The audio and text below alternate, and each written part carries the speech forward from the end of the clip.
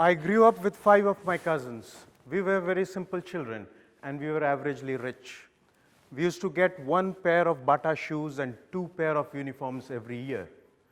We would admire those supposedly wealthy kids who'd come in fancy cars.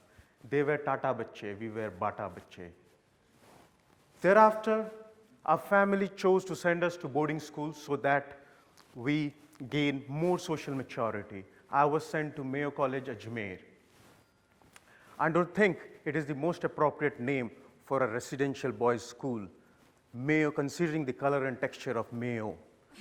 Mayo was a Rajput school, and it always had deans like, remember Amitabh Bachchan whispering, Parampara, Pratishtha, Anusashan. But we boys, I assure you, were always just whispering, Pratishtha, Nishtha, Sunita, Babita, Lolita, and all other girls' names you could think of.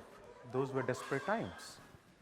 And then when we finally completed education and came back home and started going to our offices to learn business, we came under its dean, my father. Remember? Parampara, Pratishtha, Anusashan. But the most important thing that we realized that all the way life was hard, not because life was actually hard, because our fathers chose to make it hard for us. They looked poor, but they were actually rich. They had enough money and more, just that they did not know how to live luxuriously. They could go around donating money to charity and religious events, but could never think of anything beyond Maruti 800. These fathers and deans have their own unique ways of teaching their kids. It's more like a lion now teaching its cub how to hunt. Now it is just not about food, it is about survival. I think, like the Indian musical gharanas, where they have passed on the knowledge of music over generations and generations to keep the sanctity of the art alive, to keep the traditions alive. Similarly, our folks who have been into business for generations and generations have tried to consciously and subconsciously keep this art alive.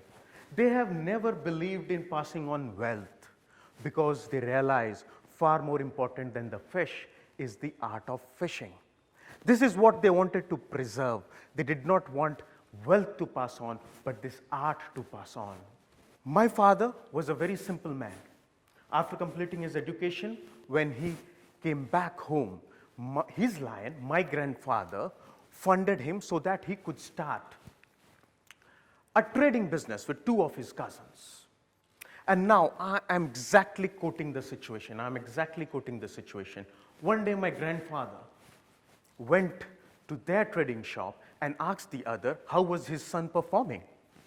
They said, he is too simple for business and he drinks a lot of tea. My grandfather said, if he's not even worth few cups of tea, the cost of which is pinching you, then you don't have to keep him as your partner. He's not worth it. If he's a fool, good, bad, ugly, he is mine. I gave him birth. I will suffer, not you. And he took him back. This is when he told him the intricacies of business, that simplicity wins over shrewdness. You don't need to be shrewd. Simplicity creates goodwill, and goodwill is what creates businesses. He said, we don't need their shrewdness, you go by your own. Now this simple man had 6 of us coming back almost together after completing our education.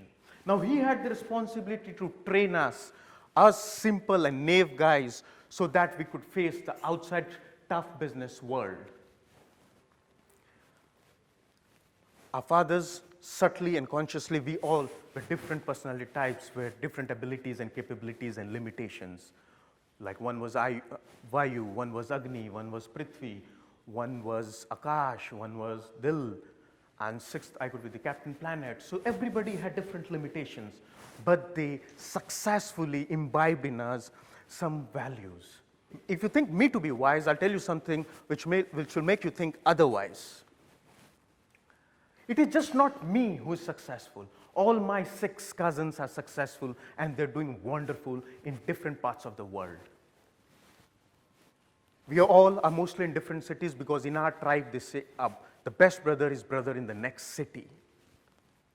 I could be wise, but greater is that wisdom, those subtle messages which has ensured that all the 6 cousins are successful. We belong to a village, Agroha, in Haryana. That tribe has its own ways and methodologies, and consciously and subconsciously, they've always emulated things so that they emulate in a way that inherited wealth can never give you happiness or glory or pride or the peace of mind. It's only the art of fishing which can actually give you pride and the peace of mind. Now, when I set out and started this real estate business, we set out with about 7 or 8 people.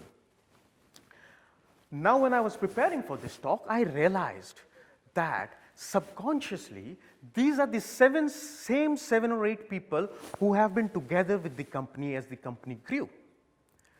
More people joined. Now there are about 250 people, but they all came under him. This is not a normal corporate structure. In a normal corporate structure, as the company grows, you laterally bring in people to head bigger operations. But here, subconsciously, I was trying to emulate the same learnings which I got. The same 6 cousins were trained and brought up, and new people joined only under the family members, isn't it? Now that when we have consciously realized this, we are toying with an idea that we further motivate them, upgrade them, and cause them to head various sister concerns under Group G. Let's see how it goes, and I'll keep you updated through my future talks. Indian entrepreneurship inherently has been about worshipping Goddess Lakshmi. The dominating market, killing competition, monopolizing trade, these are more East India Company traits and Indian warrior class traits. Indian entrepreneurship has never been about it. Indian entrepreneurship has been about keeping your garden clean, nurturing the flowers in it, weeding it out, and not being bothered about the gardens outside. These value systems do have something in them. And I think, like Indian